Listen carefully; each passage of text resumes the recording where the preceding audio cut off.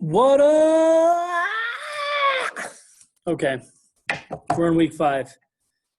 Class, I've got my mask just dangling at this point. Um, if you're seeing this today, I want you to think back into the past to when the wind was absolutely insane, because that's when I'm filming this right now, and I'm looking out the window, and it's just bonkers. And I just hit my computer screen a little bit with my hand. Okay, let's dig into what we're doing this week. Our objective this week, guys, it is a reading standard. Citing textual evidence. We're circling back around to it, which I'm excited for.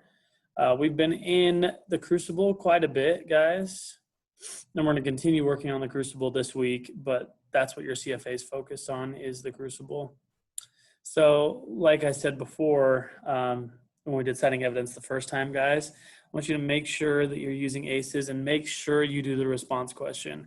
That's what I'm carrying. That's what I care about most on this. Okay, that's what I'm looking at for most of the score. You could miss all of them in the top, and if you can prove to me that you can cite evidence below, hey, we're golden and we're moving right along. So don't skip the bottom question. It can only hurt you to skip the bottom question on.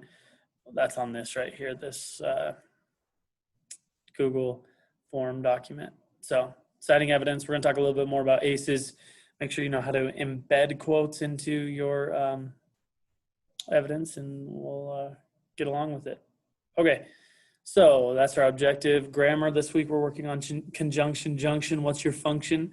I might show you a little Schoolhouse Rock. Schoolhouse Rock is great, but that's the best one, is the conjunction, junction. And we're going to talk about fanboy, which is like a kind of a famous thing with conjunctions, is fanboy, right? But that's like, conjunction is when you, well, that's a compound sentence when you have for, and, nor, but, or, yet. Those are all conjunctions, and so we're going to kind of talk about those.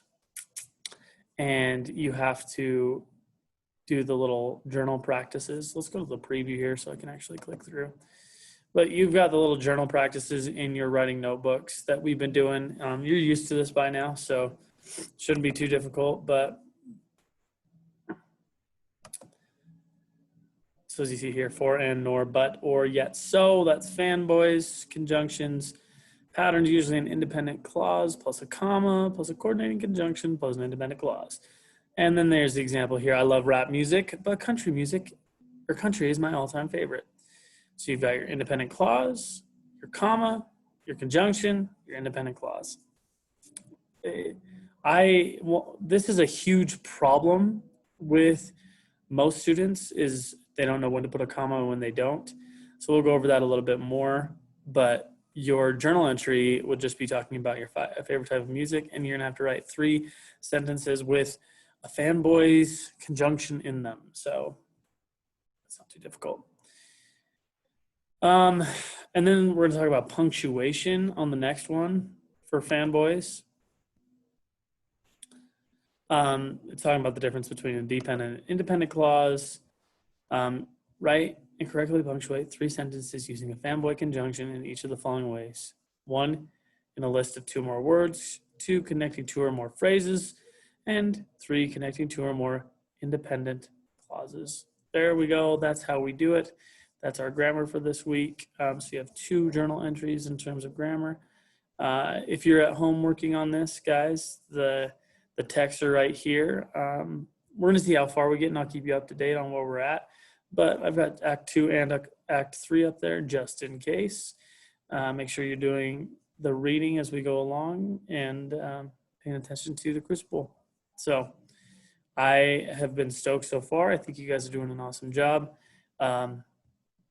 Keep up the good work, and we will see you again on the next one.